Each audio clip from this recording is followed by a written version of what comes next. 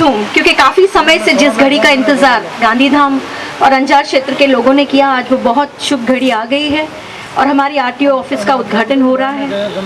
उद्घाटन हो गया और अब ये घड़ी है कि इसका ज़्यादा से ज़्यादा उपयोग यहाँ के क्षेत्र के लोग करें और जिसके लिए ये आधुनिक सुविधा खड़ी की गई है, ऐसा उपयोग इसका बहुत अच्छी तरह से हो। क्योंकि मैंने देखा है कि जब भी कोई सरकारी ऑफिस खुलती है तो लोग उसका उपयोग तो करते हैं, लेकिन उसका जतन उस तरह से नहीं करते हैं जिस तरह से होना चाहिए।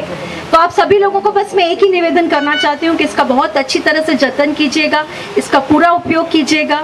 और ये सुविधा गुजरात सरकार ने आप लोगों के लिए खड़ी की है, तो इसका पूरा मॉडर्न एमिनिटीज के साथ, जैसे हमारे जेपी गुप्ता जी ने कहा कि बहुत ही मॉडर्न एमिनिटीज के साथ ये ऑफिस बनाई गई है, एक कॉर्पोरेट ऑफिस की तरह, तो इसका बहुत अच्छी तरह से यहाँ के क्षेत्र के लोग करें, ऐसा मैं उम्मीद रखती हूँ। दिन पहले आपको शायद याद हो कि भारतीय जनता पार्टी ने मुझे अमेरिका भेजा था। एक आध साल हो गया, लास्ट जुलाई में मैं अमेरिका गई थी।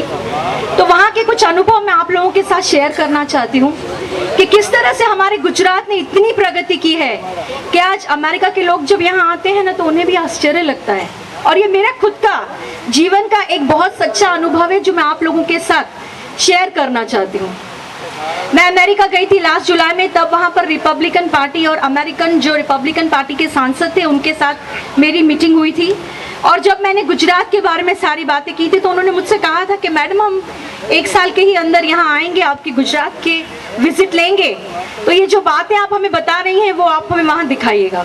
उनको ऐसे लगा था कि शायद मैं जो बता रही हूँ वो सच नहीं है, लेकिन वो लोग इस 2 महीने पहले अमेरिका से यहाँ आए। उन्होंने मुझे बताया कि वो लोग अमेरिका से आ रहे हैं और उन्होंने कहा कि एक दिन उनके पास टाइम है और वो एक दिन वो गुजरात घूमना चाहते हैं और जो वो गुजरात में जिसका मैंने वर्णन किया था अमेरिका में, वो चीज़ें वो देखना चाहते हैं।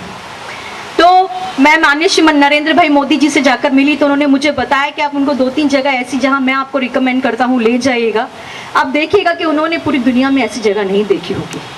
और आप लोगों को आश्चर्य होगा ये जानकर कि उस ग्रुप के साथ उसमें कुछ एमपीज भी थे अमेरिका के, कुछ सेनेटर्स थे, कुछ कांग्रेसमैन थे और मैं थी। ऐसे 10 लोगों का हमारा पूरा ग्रुप था।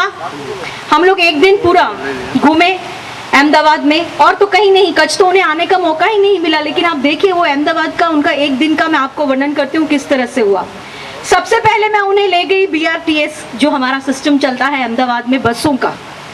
आपको आश्चर्य होगा ये जानकर के जब वो अमेरिका से आए हुए सीनेटर लोगों ने वो देखा तो उन्होंने बहुत आश्चर्य किया कि ऐसा कोई सिस्टम उनके पास अमेरिका में भी नहीं है। ऐसा है हमारा गुजरात। उसके बाद मैं उन्हें ले गई कांकरिया तालाब। वो देखकर वहाँ बहुत खुश हुए।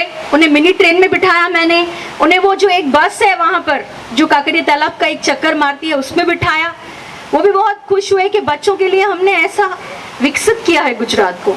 फिर उनको मैं सबसे खूबसूरत जो जगह थी जो शायद आप लोगों ने भी न देखी हो तो मैं रिकमेंड करती हूँ कि एक बार आप वो जगह देख कर आइए। हमारे कांकरिया तालाब पर एक किड्स कॉर्नर, किड्स सिटी बनाया है मोदी साहब ने। एक किड्स सिटी है वहाँ, अगर किसी ने नहीं मुलाकात ली है तो प्लीज आप जाकर वहाँ विजिट कीजिएगा। वो देखने जैसी जगह है बच्चों के लिए। अब अपने बच्चों, पोती नाती जिनको भी ले जाएंगे ना, मुझे लगता है उनके जीवन का बहुत अच्छा अनुभव होगा। वो किड्स सिटी में मैं उनको ले गई तो वो वहाँ जाकर बहुत खुश हुए। वो एक बहुत अच्छी जगह है और शायद पूरा वर्ल्ड में तो मुझे पार्लियामेंट से 30 देशों में जाने का मौका मिला है, लेकिन कहीं भी किसी देश में भी मैंने ऐसी किड्स सिटी नहीं देखी। इतनी खूबसूरत वो किड्स सिटी है।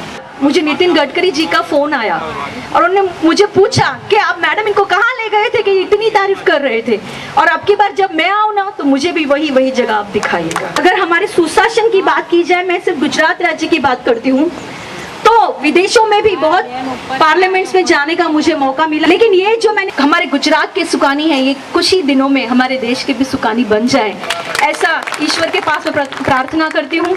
और बहुत शांति से आप लोगों ने मुझे सुना और 2 शब्द बोलने की जो इजाज़त दी उसके लिए मैं बहुत शुक्रिया अदा करती हूँ। और एक बात बहुत जोर से भारत माता की जय बुलाएगा ताकि दिली आवाज़ पहुँच जाए। भारत माता की आभार।